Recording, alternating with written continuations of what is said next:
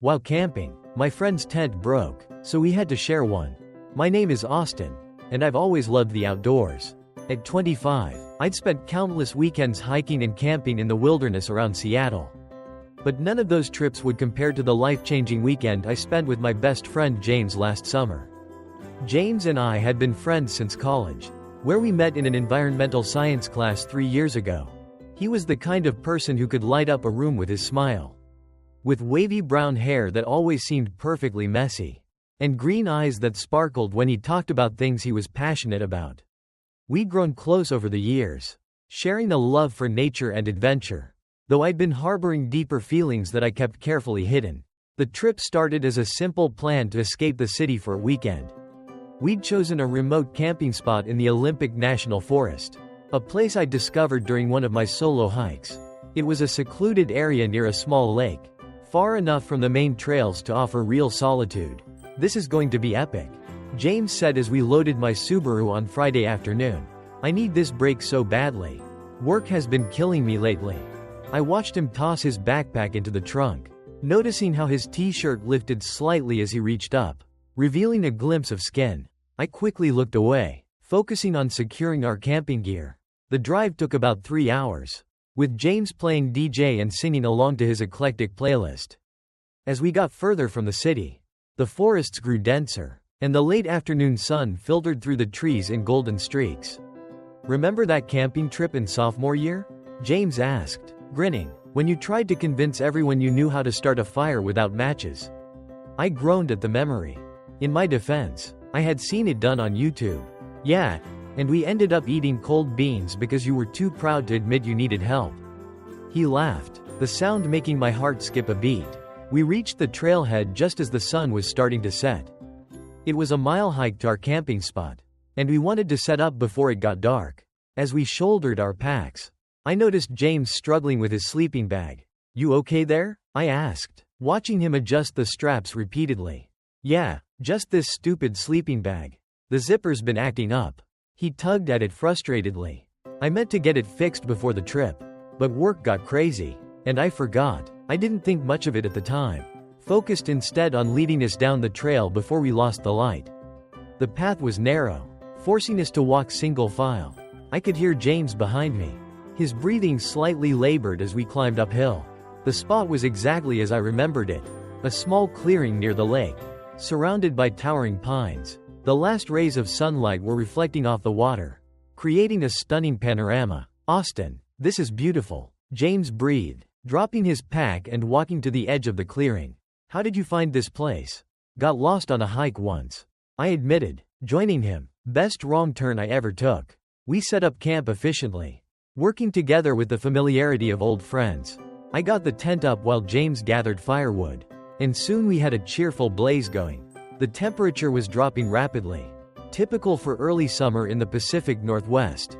It wasn't until we were sitting around the fire eating the camping stir-fry I'd prepared that James brought up the sleeping bag again. I have a bit of a problem," he said, poking at his food. "The zipper on my sleeping bag is completely shot. I tried fixing it earlier, but it's beyond repair." I looked up, my fork halfway to my mouth. "How bad is it?" He got up and went to his bag, returning with what was essentially a large blanket. The zipper had completely separated, rendering it useless as a sleeping bag.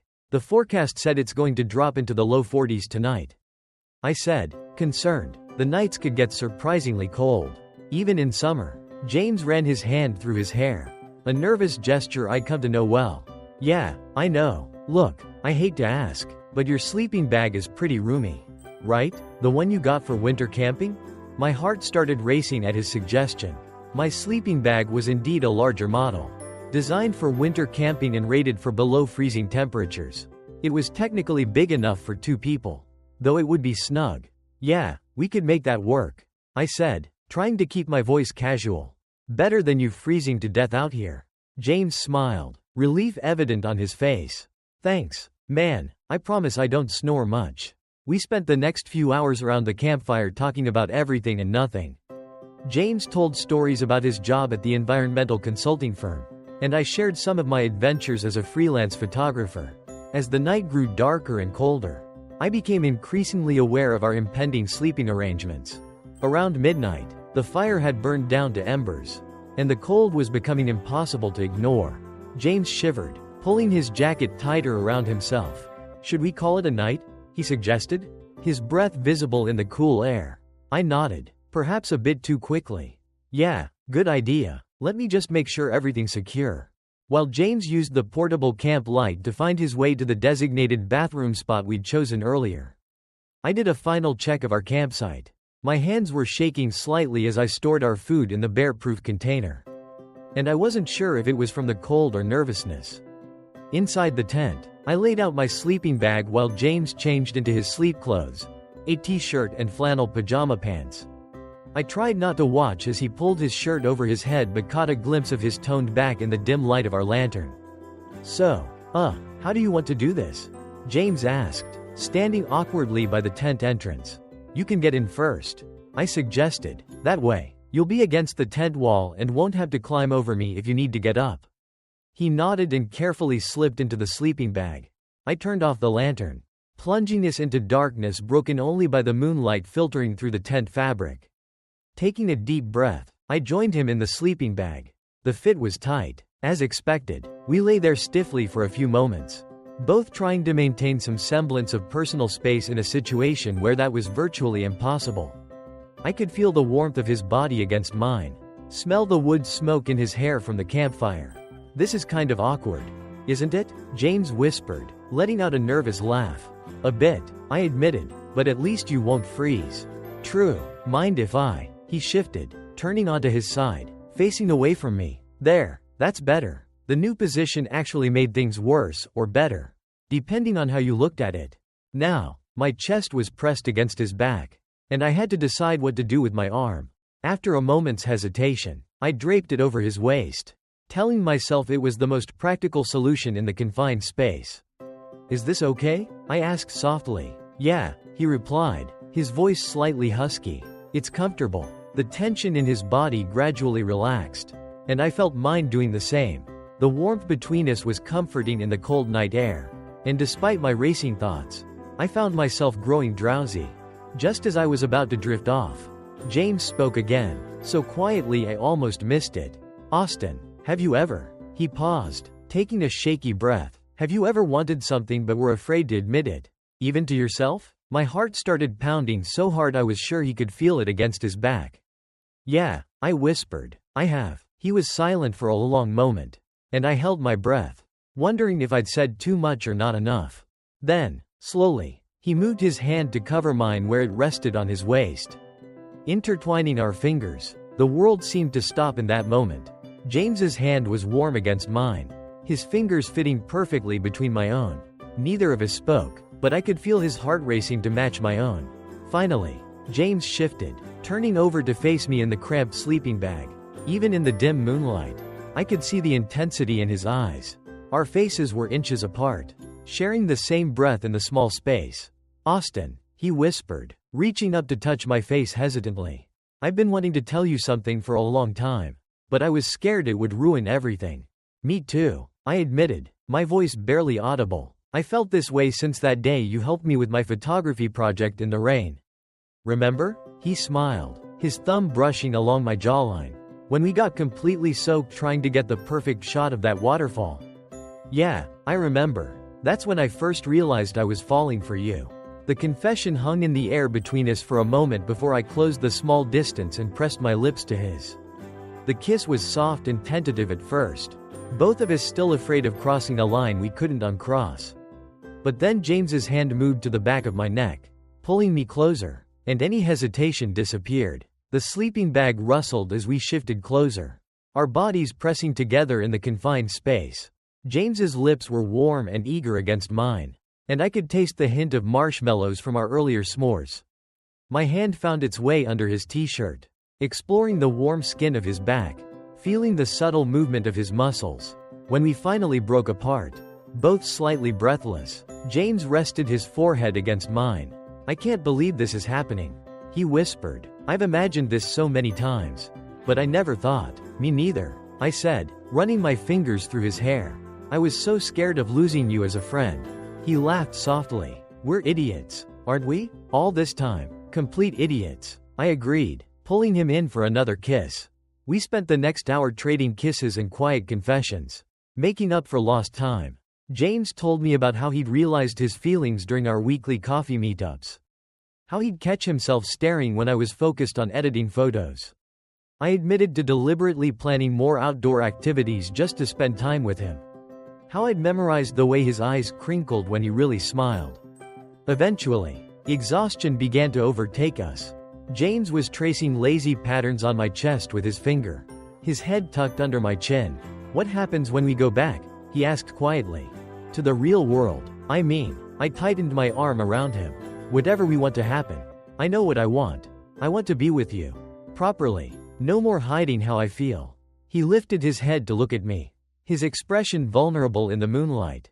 "I want that too, but it won't be easy.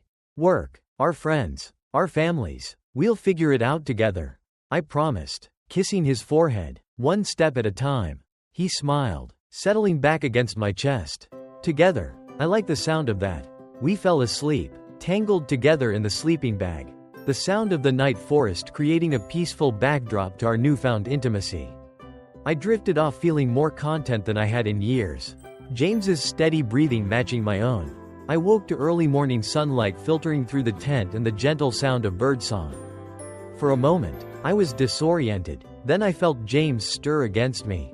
During the night, we'd maintained our close position, his head resting on my chest, one leg thrown over mine. The sleeping bag had shifted down to our waists, but our shared body heat had kept us warm. I allowed myself a moment to simply watch him sleep, taking in his peaceful expression and the way his hair fell across his forehead. It felt surreal, like a dream I might wake up from at any moment. As if sensing my gaze, James's eyes fluttered open. He looked confused for a second before his eyes met mine, and a slow smile spread across his face. "Morning," he murmured, stretching slightly but not moving away. "So, last night wasn't just an amazing dream?" I smiled, running my fingers through his sleep-tousled hair. "If it was, we're having the same dream." He propped himself up on one elbow, looking down at me with an expression that made my heart skip. Without warning, he leaned down and kissed me. Morning breath be damned. The kiss was different from last night's. More confident, more certain. "I could get used to waking up like this," he said when we finally broke apart. "Even with the hard ground and camping mat." "Even with that?" He laughed. Then his expression turned more serious. "Though I wouldn't mind trying it in a real bed sometime." The implication made my pulse quicken. "My apartment's a lot closer to the city than yours," I suggested, trying to sound casual. "Is that an invitation?" His eyes sparkled with mischief. "Maybe, but first." I rolled us over, pinning him beneath me in the sleeping bag. "We have all morning here in this tent." James's response was cut off by my lips finding his again. We spent the next hour exploring each other with increasingly bold touches and kisses, learning what made each other gasp and sigh. The cramped space of the sleeping bag made everything more intimate, forcing us to stay close. Eventually, the growing heat and our growling stomachs forced us to emerge from the tent. The morning was crisp and clear. The lake surfaced like glass in the early light. We moved around each other as we prepared breakfast, stealing kisses and touches at every opportunity. Unable to keep our hands to ourselves now that we could finally express our feelings freely. "You know what's funny?" James said as we sat by the rekindled fire eating the slightly burnt pancakes we'd managed to make. "I almost didn't come on this trip." I looked at him in surprise. "Really? Why not?" He poked at his pancakes with his fork. "I thought it might be too hard being alone with you for a whole weekend. I was afraid I might do something stupid and ruin our friendship."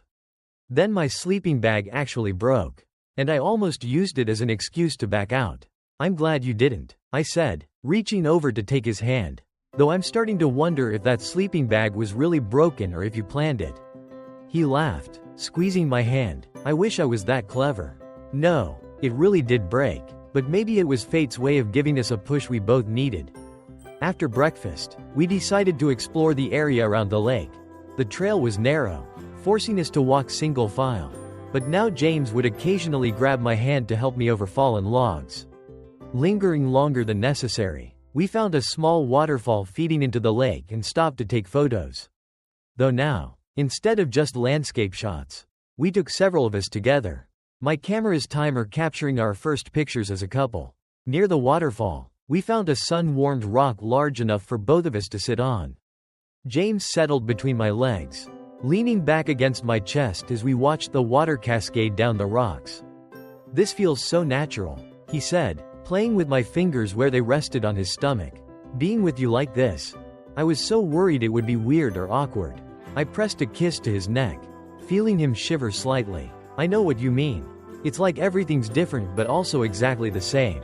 "Different but the same," James repeated thoughtfully. "Like how I still want to tell you about every stupid thing that happens at work. But now I also want to kiss you while I'm telling the stories." The afternoon passed in a peaceful blend of hiking, swimming in the surprisingly warm lake, and long conversations about our future. We talked about practical things, how we'd handle telling our friends, whether we should keep our relationship quiet at work initially, and more personal hopes and fears.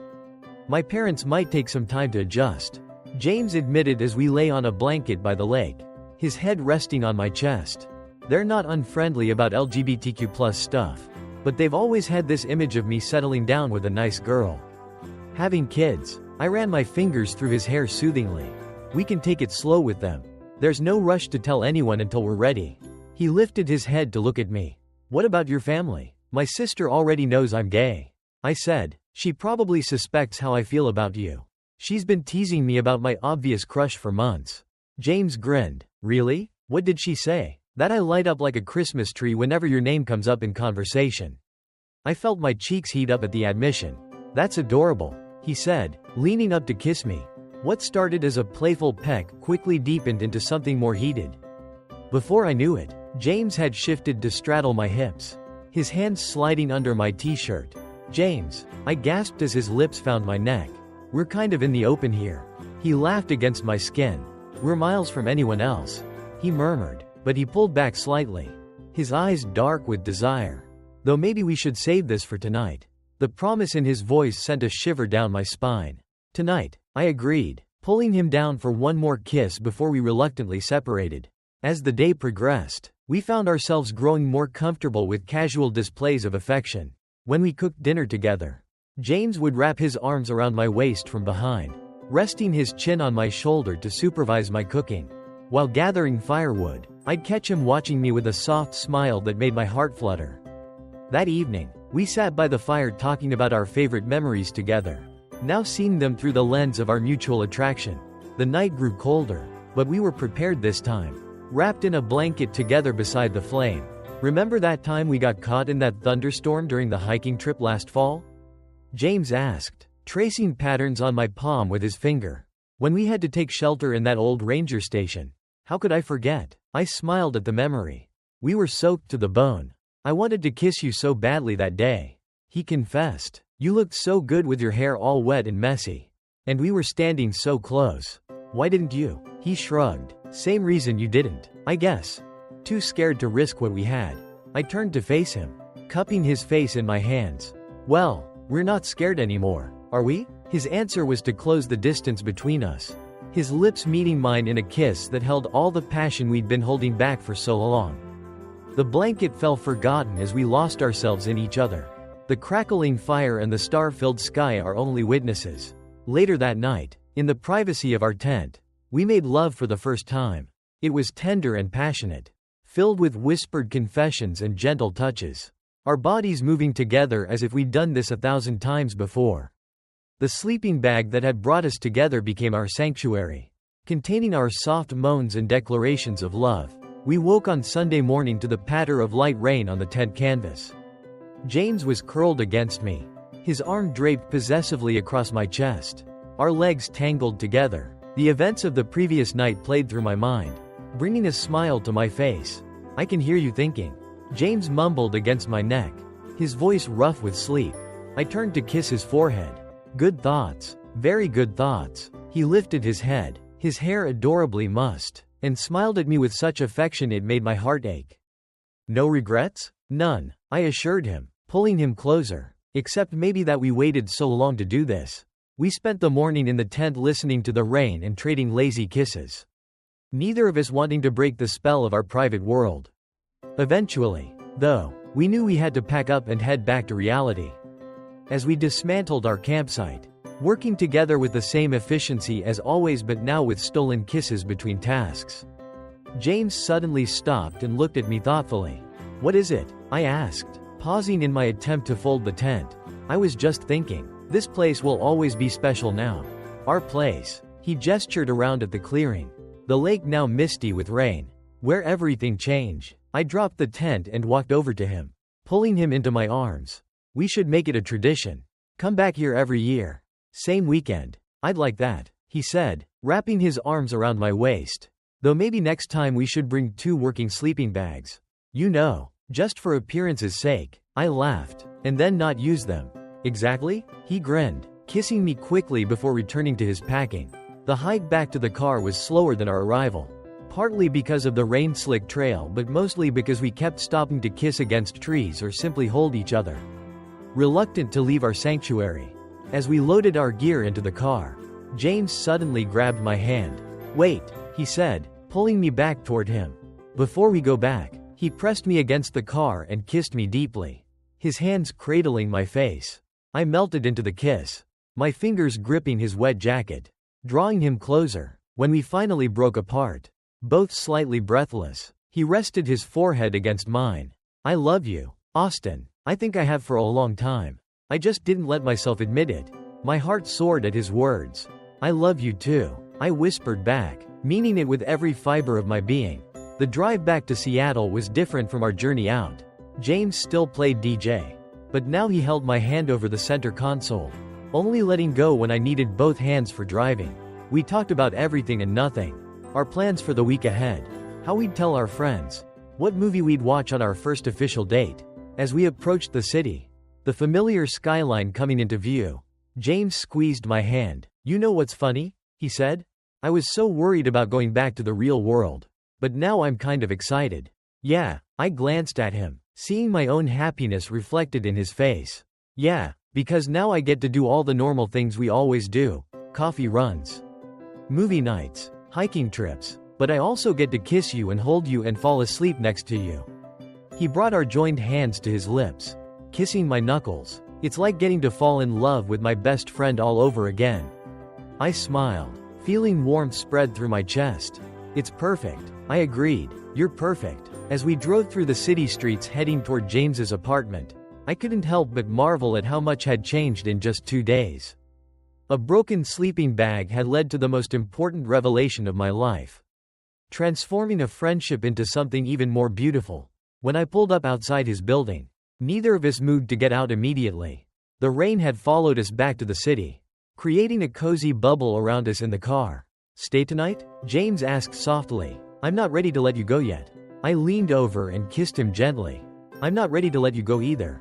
Not tonight. Not ever." As we carried his camping gear up to his apartment, stealing kisses in the elevator and laughing like teenagers, I knew with absolute certainty that this was just the beginning of our story. That broken sleeping bag hadn't just given us one magical weekend, it had given us a future together filled with promise and possibility. And somewhere in the Olympic National Forest, our little clearing by the lake waited for our return, ready to witness more chapters in our love story in the years to come.